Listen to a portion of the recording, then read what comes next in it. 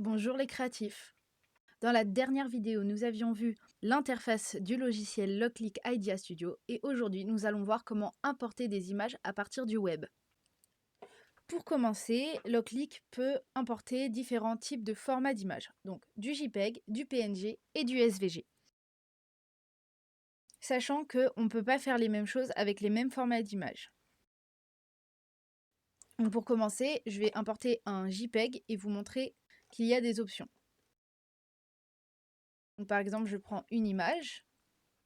Et ici s'ouvrent 4 options parce que c'est du JPEG. Donc soit je l'importe en original, c'est du JPEG. Je ne peux pas envoyer cette image à couper parce qu'il n'y a pas les contours. Je ne peux l'utiliser que pour le print and cut ou pour m'en faire un modèle au besoin. Ensuite, deuxième option, image mating. On va encore récupérer un JPEG à la fin, mais cette option me permet d'enlever par exemple le fond. Ici, same, ça va enlever tout ce qui est de la même couleur. Et single va enlever que la partie extérieure s'enlève. Donc si je veux réenlever, hop, il faut recliquer à chaque fois. Ensuite, dans Advanced Setting, on a la tolérance. En single, vous voyez ici, c'est continu. À 30, ça n'enlève que le tour. Par contre, si j'augmente, il enlève une partie de l'intérieur. Et si j'augmente encore, il devrait enlever tout ce qui est lié, ici au milieu. Avec cet outil-là, je peux effacer à la main. Ça peut être utile. Et là, voilà, je peux couper. Hop. Donc moi, je vais enlever tout le blanc et je vais importer. On peut voir la différence. Il n'y a plus de blanc, mais nous avons les bordures qui sont vraiment pas très jolies, qui sont très pixelisées. Et je ne peux toujours pas envoyer cette image à la découpe. Rien ne s'affiche dans la liste de choses à couper. Troisième option, trace image. Le logiciel va essayer de convertir notre image en SVG. Je peux faire la même chose que pour l'option précédente, je peux enlever certaines parties. Donc en l'occurrence, je réenlève tout le blanc. Lui, il va essayer de détecter les couleurs qu'il y a dans votre image pour retracer les contours. J'ai essayé avec une image avec plus de couleurs et il n'en avait mis que 4. J'importe. Vous allez pouvoir voir la différence entre le JPEG et le SVG. Donc hop, si je zoome, ici vous voyez, le JPEG c'est complètement pixelisé et le SVG, il va être complètement lisse, peu importe à quel point je peux zoomer. Ce qui va aussi permettre d'agrandir et de rétrécir l'illustration autant qu'on le souhaite. Si je vais dans Add Task, ma citrouille apparaît. Donc, si vous voulez couper, il vous faudra absolument un format SVG. Et il nous reste une quatrième option qui va nous servir pour le print and cut.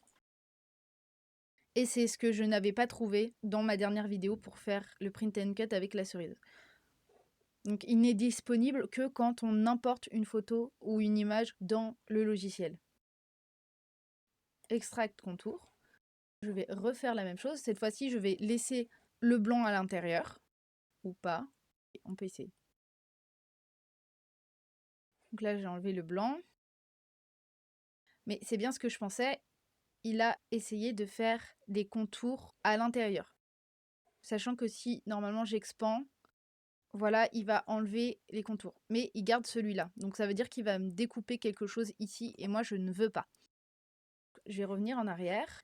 Et je vais faire en sorte qu'il n'enlève que le tour. Voilà. J'ai plus de contours à l'intérieur et plus de contours dans mes lettres. Cette option va nous permettre de couper autour. Il va importer et l'image au centre, plus un contour de l'image. On peut l'agrandir, le rétrécir selon la marge que l'on veut. Donc, importer. J'ai le contour en vectoriel. Et si je le mets en fond, hop, mon illustration apparaît. Nous avons bien l'illustration de devant avec le contour. Et là, je vais bien pouvoir couper que le tour. Maintenant, on va aller essayer d'aller chercher des images sur Internet. Sachant que il y a des choses auxquelles il faut faire attention. Avez-vous déjà entendu parler des droits d'auteur? Ce sont les licences associées à des œuvres et qui régissent leur utilisation. Elles vous serviront surtout si vous voulez vendre ce que vous allez produire. Si ça ne vous concerne pas, vous pouvez aller au chapitre suivant. Ici, vous avez une échelle.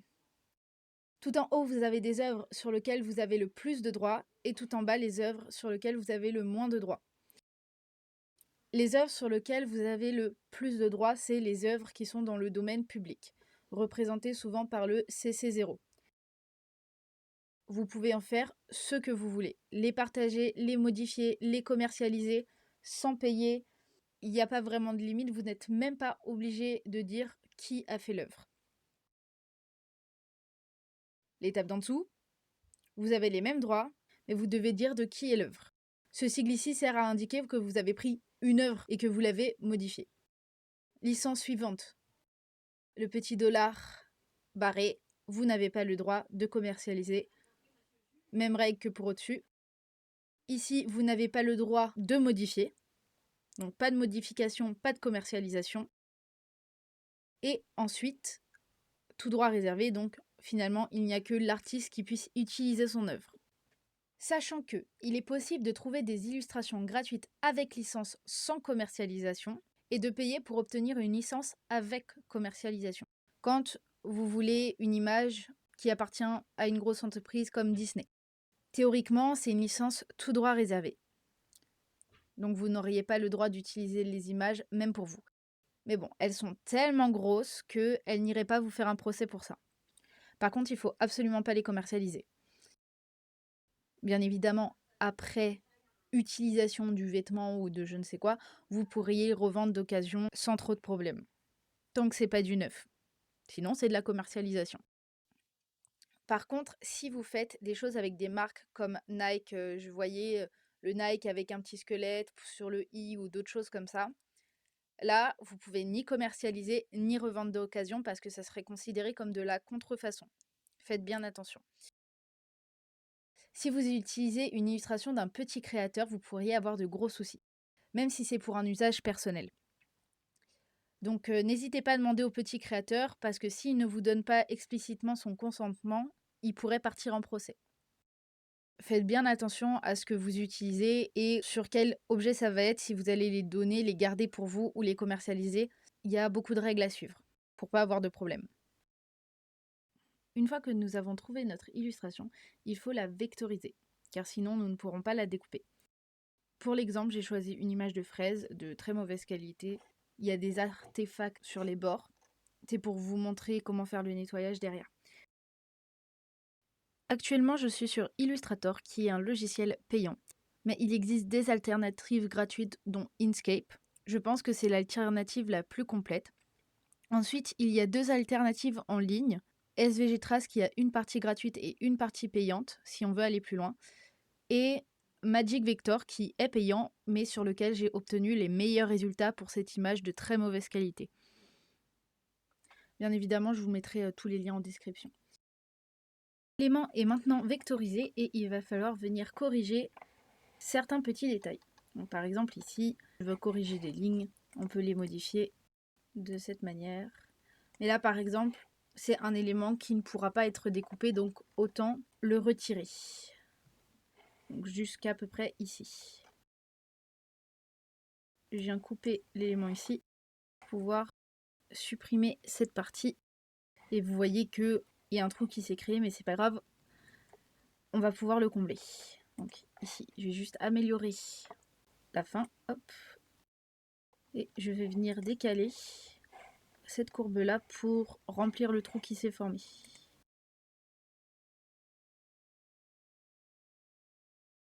Ni vu ni connu.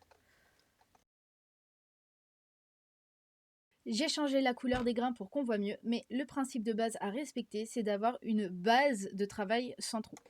Si j'enlève les pépins, ma base de rouge contient des trous. Et ça, c'est problématique.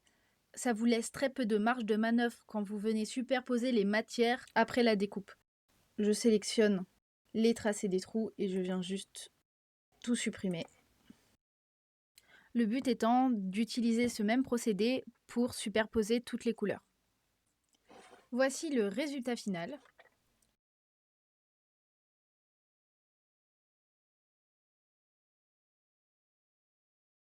Et la petite astuce pour ne pas avoir les parties qui dépassent comme ça lorsqu'on empile la matière, c'est de bien respecter l'ordre des calques.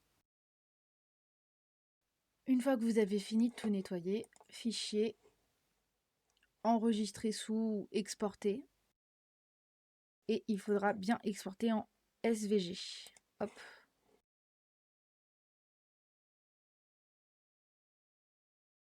Et à partir du logiciel, je vais venir importer. Et voici ma fraise en SVG. Et normalement, en appuyant sur Add Task, j'ai tous les morceaux qui s'affichent sur le côté. Et je peux encore venir les remodifier quelque peu par ici, mais vous ne pourrez pas faire d'immenses modifications. Il ne vous reste plus qu'à envoyer à la découpe. J'aimerais faire quelques précisions sur ce que j'ai dit dans la précédente vidéo. La machine est accessible aux Français si vous la commandez sur le site Europe, mais cela implique des frais de port et des taxes supplémentaires. Aujourd'hui, elle est introuvable dans une boutique physique en France, donc je la considère indisponible. J'espère que ce tuto vous a été utile et n'oubliez pas, soyez créatifs.